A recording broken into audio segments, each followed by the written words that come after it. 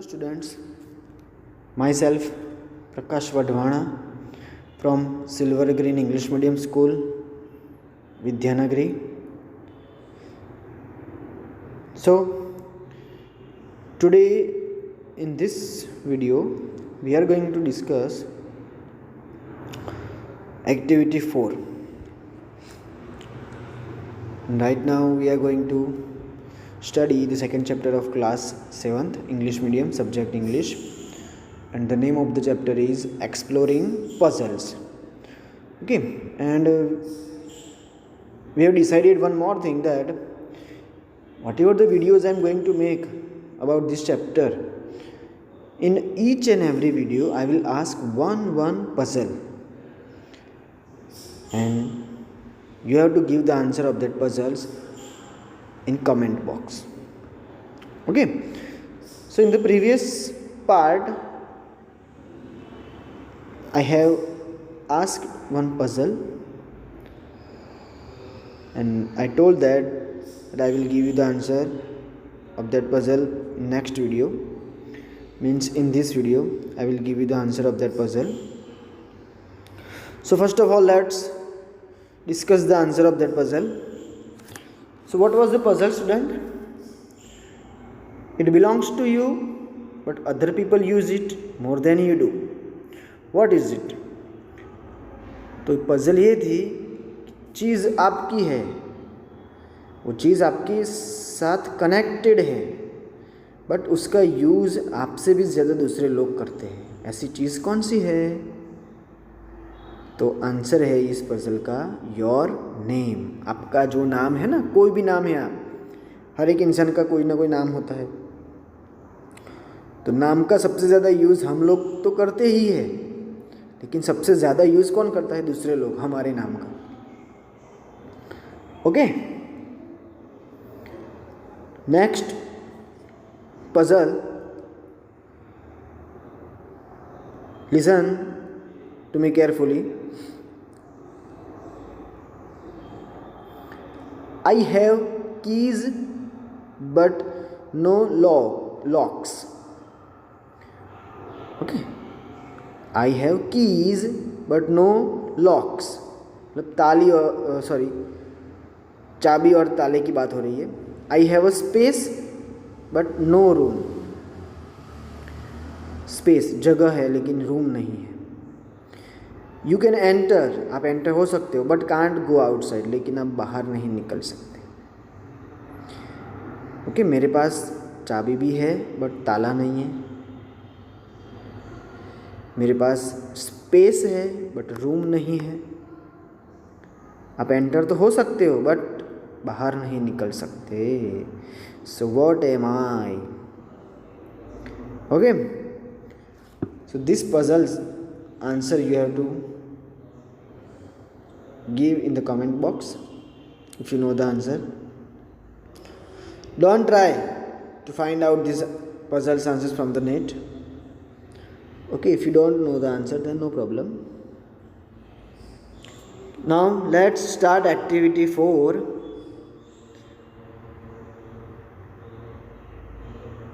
Activity 4.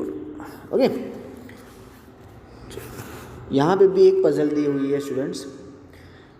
तो start करते हैं without wasting your time. Long ago there was an inn where pilgrims often stopped on their way to worship at a famous shrine. Okay, so बहुत time पहले की बात है. उस time पे क्या हुआ करते थे? इन, INN. अब इन मतलब स्टूडेंट्स होटल. अभी के जो होटल्स है ना, रेस्टोरेंट ना, वो सब उस टाइम पे इन हुआ करते थे. और वहाँ पे कौन रुकते थे? Pilgrims. Now pilgrims means what? A person who journeys to sacred place, means travellers. ऐसे लोग जो होली प्लेस पे जाते हैं यात्रा करने के लिए. तो ऐसे लोग कहाँ पे रुकते थे?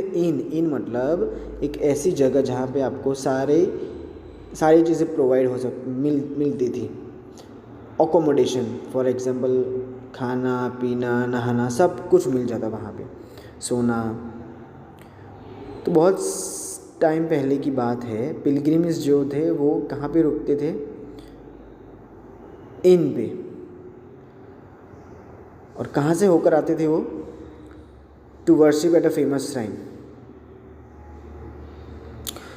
फेमस श्राइन, श्राइन मतलब सैक्रेड और रिवर्ड प्लेस, कास्केट और tomb holding relics.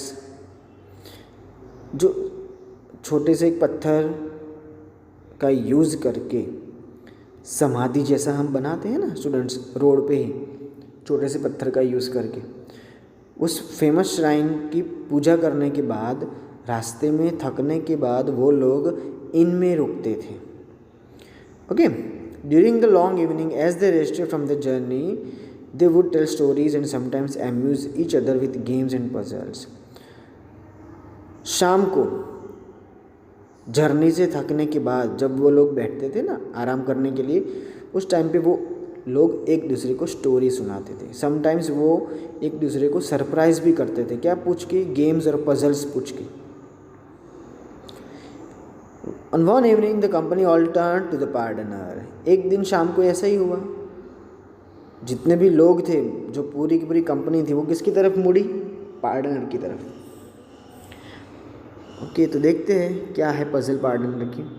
The gentle pardoner who had just arrived were very tired all the way from Rome begged to be excused but the company would not spare him. अब यहाँ पे एक gentle पार्डनर है,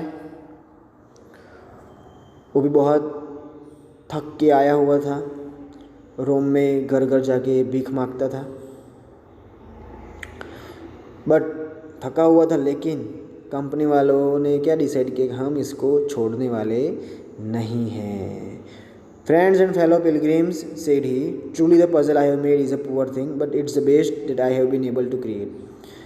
partner ने सभी लोगों को बोला कि मेरे फ्रेंड्स फेलो पिलग्रिम्स, मेरी जो पज़ल मैंने जो बनाई ना वो सही पज़ल है, थोड़ी पुअर है, मतलब आपको थोड़ी अच्छी नहीं लगेगी, बट जितनी भी मैंने बनाई है ना वो सब में से ये बेस्ट है।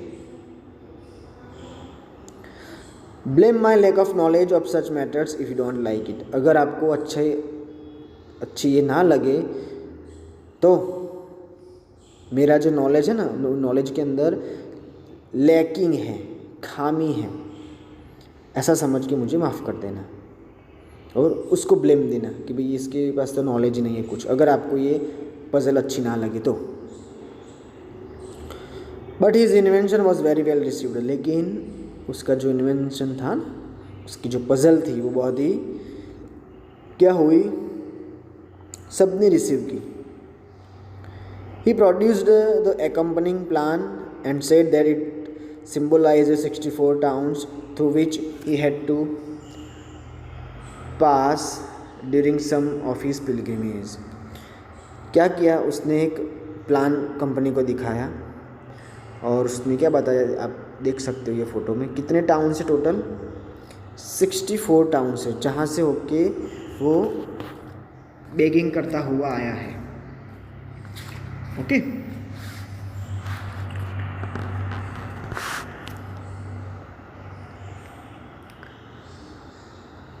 he said the lines connecting the towns represented roads। उसने कहा कि ये जो लाइंस है ना और वो स्क्वायर बॉक्स को कनेक्ट कर रहे हैं, इसका मतलब ये लाइन को क्या समझना है आपको, टाउन समझना है। He explained that to solve the puzzle one has to start from the large black town and visit all the other towns once and once only in 15 straight pilgrimages। उससे समझा है कि आपको ये पजल कैसे solve करनी है। आपको स्टार्ट कहाँ से करना है, ये जो ब्लैक कलर का डॉट है ना स्टूडेंट्स, ये रहा देखो ब्लैक कलर का, वहाँ से आपको स्टार्ट करना है और दूसरे टाउन में जाना है। लेकिन एक टाउन का यूज़ आप एक ही बार कर सकते हो और ऐसी कितनी लाइनें आपको ड्रॉ करनी है, 15 स्ट्रेट लाइन ड्रॉ करनी है। कितनी students, 15। He said the puzzle was to trace the route in 15 straight lines with your pencil। Pencil से 15 स्ट्रेट लाइन ड्रॉ करनी है। He said you may end where you like but note that a little road at the bottom has been omitted intentionally and it is impossible to go that way। आपको ख़त्म जहाँ पे करना है वहाँ पे कर सकते हो, लेकिन उसने एक और चीज़ बताई है कि यहाँ पे ये देखो, नीचे वाली लास्ट लाइन देखो, यहाँ पे बीच में 4 स्क्वायर है ना, टोटल 8 स्क्वायर है। देखो 1 2 3 4 और 5 नंबर के स्क्वायर के बीच में लाइन ड्रॉ नहीं की है, वो इंटेंशनली मिटा दी है। तो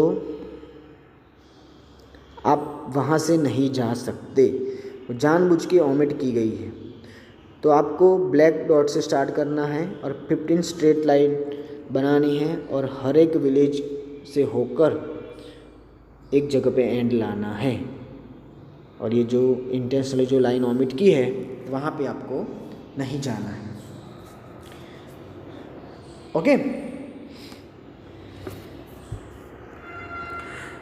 so this puzzles you have to solve at home by yourself. Next, activity 5। Activity 5 में भी एक अकबर बीरबल की स्टोरी दी हुई है, शायद आप लोगों ने सुनी भी होगी। क्या अकबर बीरबल बहुत ही फेमस कैरेक्टर है, दोनों आपने शायद सुनी होगी। तो let's start. One day, walking in the garden with Birbal and other courtiers, Emperor Akbar bent to pick up a sharp stone.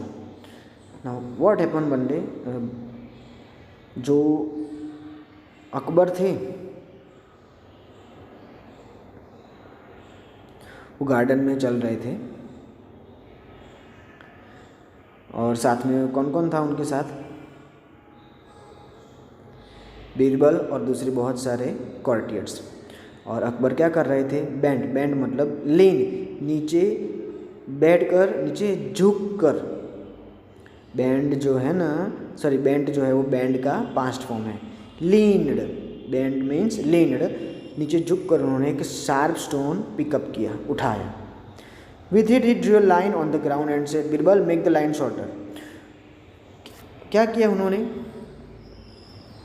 Garden में अकबर, बीरबल और उनके दूसरे सारे कॉर्टियर्स घूम रहे थे और अकबर ने नीचे झुककर एक शार्प स्टोन उठाया, पत्थर उठाया।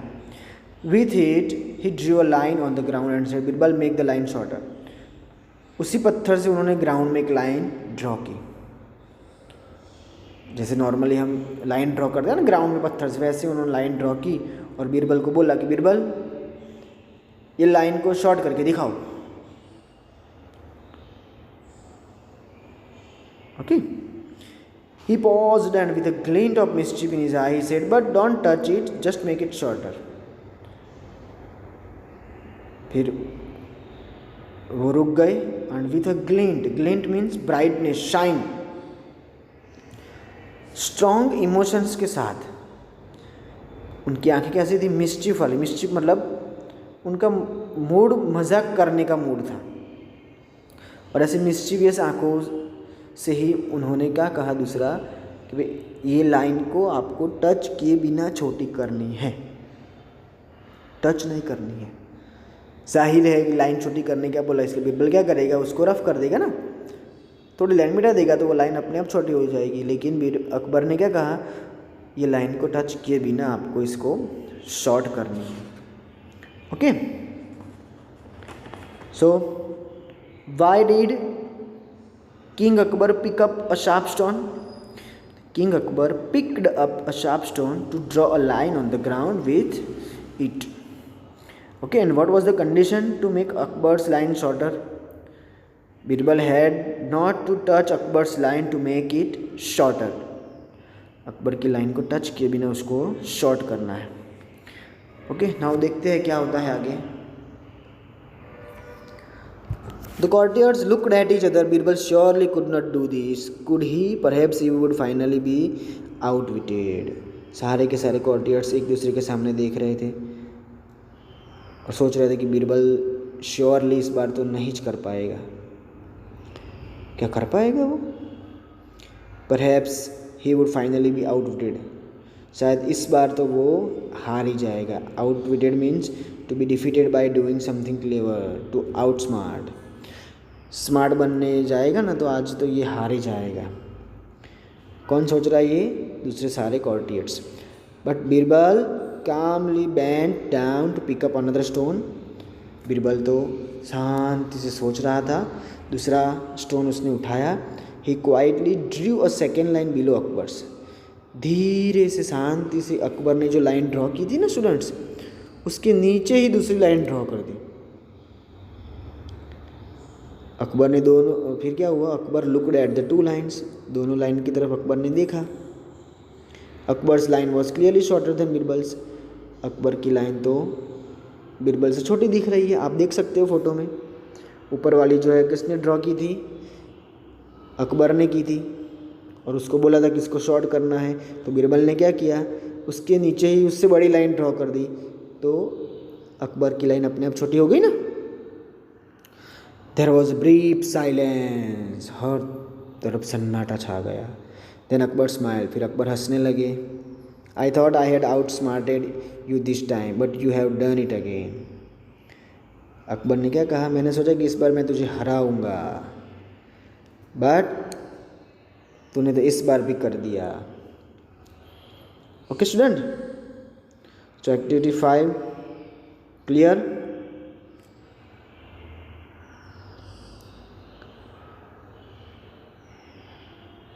Now activity 6. Birbal did not make the line shorter than it was when Akbar first did, but he made Akbar's line shorter than his line. Akbar's line cannot be said to be short, it can only be longer or shorter than another line. अब क्या हुआ students, यहाँ पे अकबर की line ना तो छोटी थी ना तो बड़ी थी। वो लाइन तो दूसरी लाइन से क्या थी, बड़ी या छोटी थी। अब छोटा होना वो क्या है, एक एब्सोल्यूट कंसेप्ट है। Absolute means completely, absolute means students completely not changing.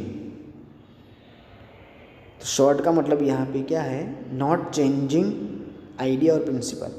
अब जो उन्होंने लाइन ड्रॉ की थी शॉर्ट, उसमें तो कभी चेंजेस आने नहीं वाला है। और it is a relative concept. कैसा कंसेप्ट है, बीइंग जज्ड और measured in a comparison with something else. Relative concept कहते हैं, अगर उसकी किसी चीज़ के साथ कंपेरिजन की जाए ना, तभी आपको उसके बारे में पता चलेगा। तो अकबर्स की line relative to Birbal's line क्या थी, शॉर्ट थी। कब पता चला, जब उसका मेजरमेंट लिया गया तब, रिलेटिव कंसेप्ट आया तब। तो as we think about puzzles and problems we want to be sure they our assumptions are correct. कई बार हम पजल्स और कोई भी प्रॉब्लम के बारे में सोचते हैं तो वो हमारा क्या होता है, एजम्पशंस। हम सिर्फ सोचते ही हैं, लेकिन शायद वो करेक्ट हो भी या ना भी हो। We also want to remember that many things cannot be described in absolute terms. They can only be described in relative terms. हमको ये भी चीज़ याद रखनी है कि सारे की सारी चीज़ें हम एब्सोल्यूट टर्म में डिस्क्राइब नहीं कर सकते। एब्सोल्यूट मतलब चेंज नहीं कर सकते हम, ना तो उसको बदल भी सकते हैं, बट उसको हम रिलेटिव टर्म में डिस्क्राइब कर सकते हैं। रिलेटिव मतलब मैंने आपको पहले ही बोला कि उसी चीज़ को अगर दूसरी चीज़ के साथ कंपेयर किया जाए ना, तो हम उसको सॉल्व कर सकते हैं।